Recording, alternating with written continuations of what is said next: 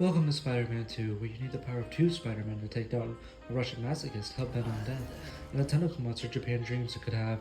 I hope New York is ready for round 2, or 3, or a lot of rounds, I guess. Welcome to Hell, I'm Beelzebub, and I'm here to talk about these Spider-Men of all time.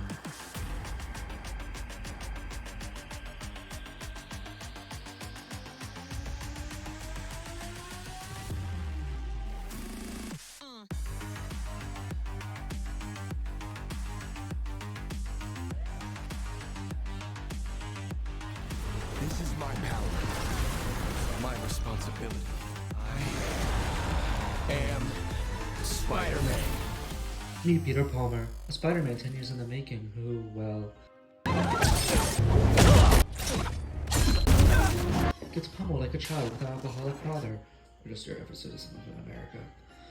Meanwhile, his protege, Miles Morales, seems to do a much better job in the Spider-Man department as the Great electric spider. kill me now! Peter just happens to teach my favorite class, physics. I hate it here!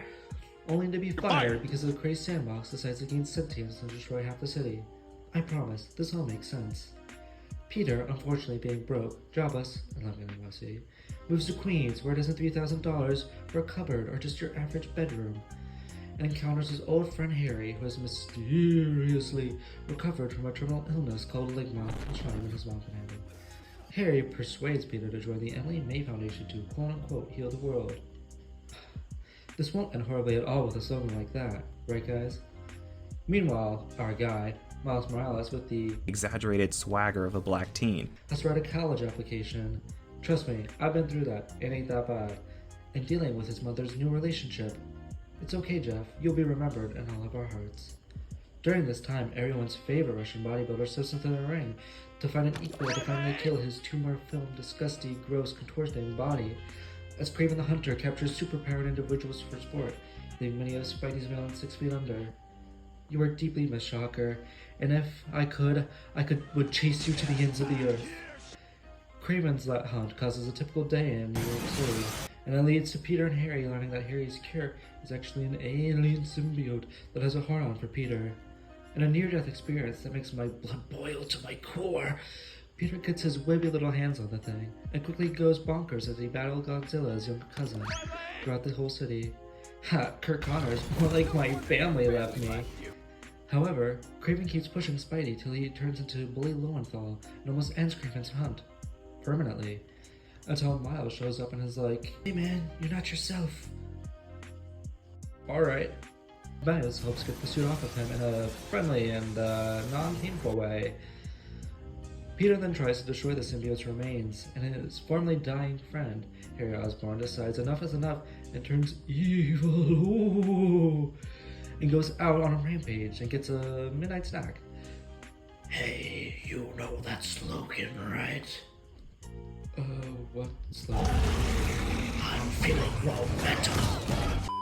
With his newfound abilities as Venom, he attempts to infect New York City, removing medical bills while putting fear into every Japanese girl, forcing both Peter and Miles to get some of the worst suits.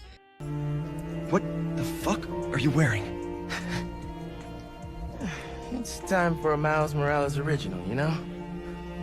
One of one. That shit's ass, bro.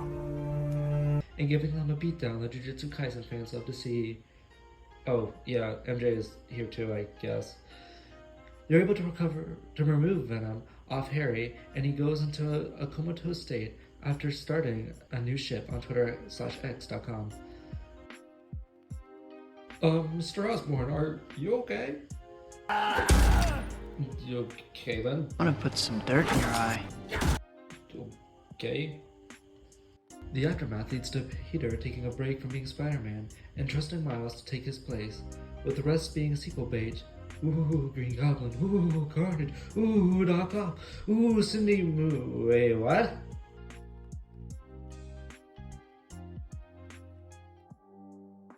The gameplay is fun and addicting and puts adrenaline, dopamine, and happy chemicals in my brain as I go from swinging to diving to gliding, all in an instant with the amazing traversal system.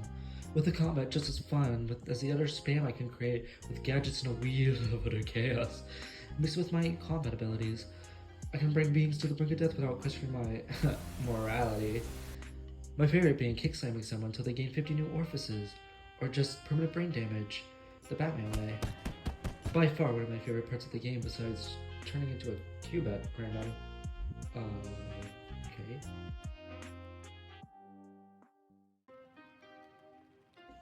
The worst thing about this game is multifaceted and expansive, but it could be summarized into one word: pacing. The start of the game is easily peak, but as soon as Peter gets the symbiote, it goes downhill, as there isn't much time to develop the goopy alien boy, and how it brings out the worst in Peter. It feels like the game is rushing to the finish line to cover Peter getting the symbiote, Venom, and the symbiote apocalypse, and it doesn't leave much room for fleshing out ideas and dynamics, which could have really made this one of the best games.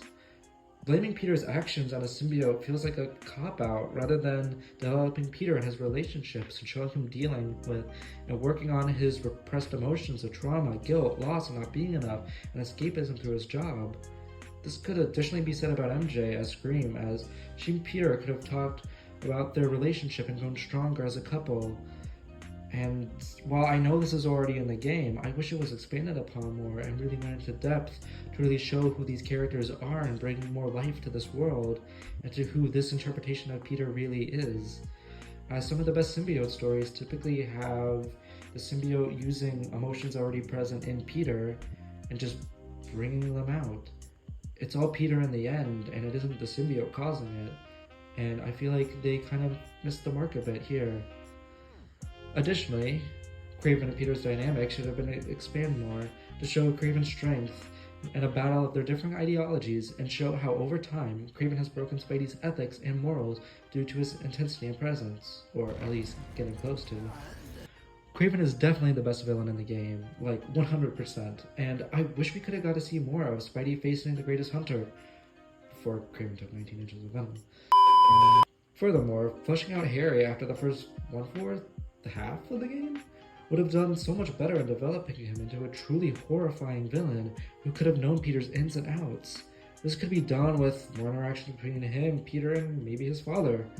Go full force with Harry being the villain and give more moments between them as their relationship deteriorates. Give more time for Venom and Spidey to fight it out before the symbiote outbreak. And not only that, when the outbreak begins, delve into it like William Shadows did, with more venomized enemies, villains that are venomized, and possibly bringing in other heroes to help take down this invasion. While I understand this is Insomniac's take on the Venom storyline, and it isn't William Shadows, I still think they could have done more with the third act, and expanded upon it even more, and just brought out the best of this game. And speaking of the third act, I think that the climax should have been more focused on Peter and Harry and their brotherly love for one another.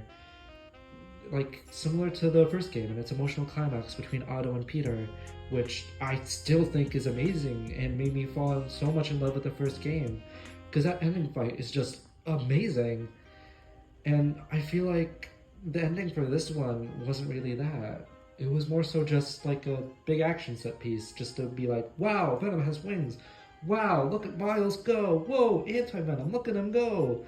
And it didn't feel like it had the emotional core that the first game had, and tying down these strong emotions between these two best friends, and just showing how much pain and how much like tension is in between the two, and just making this intense emotion within the player.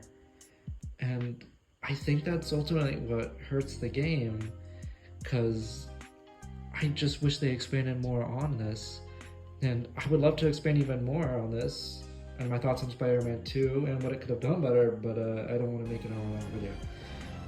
Although, if you truly want the uncensored, unbiased take, which is also incredibly biased, I will give it to you if this video gains enough support and the government decides to release me from the Pentagon's basement.